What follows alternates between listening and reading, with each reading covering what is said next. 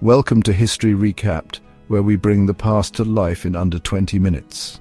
Today, we journey to the land of pyramids, pharaohs, gods, and golden tombs. For over 3,000 years, ancient Egypt stood as one of the most advanced and enduring civilizations the world has ever known.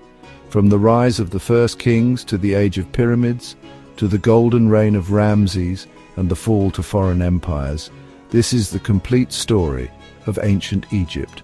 Part 1. The birth of a civilization. Ancient Egypt began not with pyramids or pharaohs, but with the Nile River. Each year the Nile flooded, depositing rich silt along its banks. This made farming possible in the surrounding desert. It also gave rise to small villages and eventually powerful kingdoms.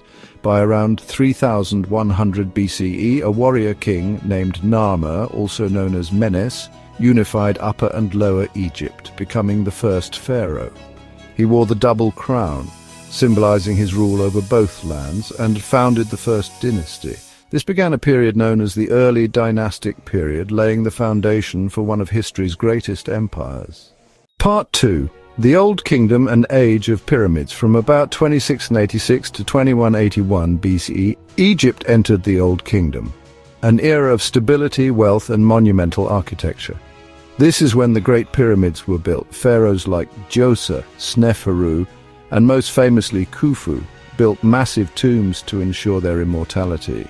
The Pyramid of Djoser at Saqqara was the first step pyramid designed by the architect Imhotep. Later came the Great Pyramid of Giza, the last surviving wonder of the ancient world. Pharaohs were considered divine, living gods. Society was rigidly organized, with scribes, priests, artisans, and farmers all playing roles in maintaining Ma'at, the balance of order and harmony. But eventually, centralized power weakened.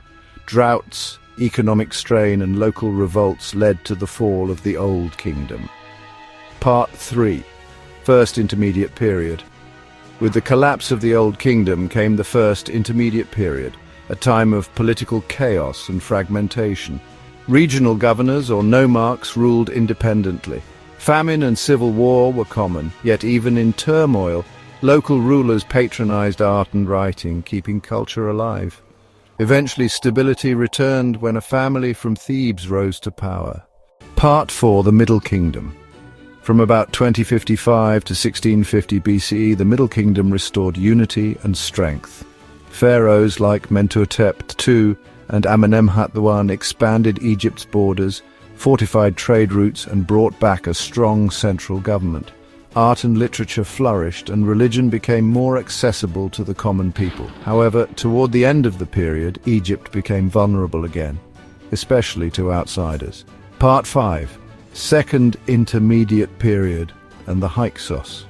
Around 1650 BCE, a mysterious group known as the Hyksos, likely Semitic-speaking migrants from the Levant, invaded and took control of Lower Egypt. They brought new technologies like the horse-drawn chariot and advanced bronze weapons. Egyptians retained control in the south, but for the first time in centuries, foreign rulers sat on the throne in the north. Eventually, native rulers from Thebes, including Amosithavan, led a rebellion, expelled the Hyksos, and ushered in a new golden age. Part 6. The New Kingdom and Age of Empire.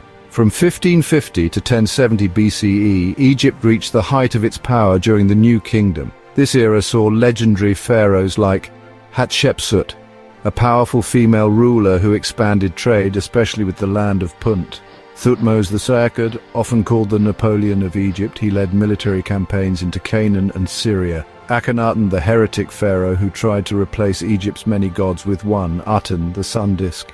Tutankhamun, the boy king who reversed Akhenaten's reforms. His tomb, discovered in 1922, remains the most famous archaeological find in history. Ramses II, known as Ramses the Great, he ruled for 66 years, fought the Hittites at the Battle of Kadesh, and built grand temples at Abu Simbel. This was Egypt's age of wealth, power, and monumental construction. However, by the end of the New Kingdom, internal corruption and external pressures weakened the state. Part 7. Decline and Foreign Rule. After the New Kingdom collapsed, Egypt entered the Third Intermediate Period, marked by fragmentation and foreign invasions. Libyans and Nubians both ruled parts of Egypt. Later came the Late Period, during which Egypt was conquered repeatedly. The Assyrians sacked Thebes. The Persians turned Egypt into a province. Alexander the Great conquered it in 332 BCE, founding the city of Alexandria. After his death, Egypt was ruled by the Ptolemies, a Greek dynasty. Part 8. Cleopatra and the End of an Era. The most famous Ptolemaic ruler was Cleopatra VII. Intelligent, politically savvy, and fluent in Egyptian, she sought to preserve her kingdom's independence by allying with powerful Romans.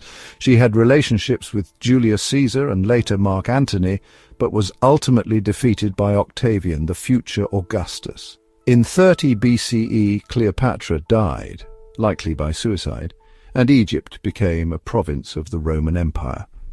This marked the true end of ancient Egyptian independence after more than 3,000 years of civilization. Ancient Egypt was one of the longest-lasting and most influential civilizations in history. It gave the world stunning architecture, early science and medicine, sophisticated religion and art that still inspires today. From Narmer to Cleopatra, the sands of Egypt tell stories of gods, kings, conquest and resilience. Thanks for watching History Recapped.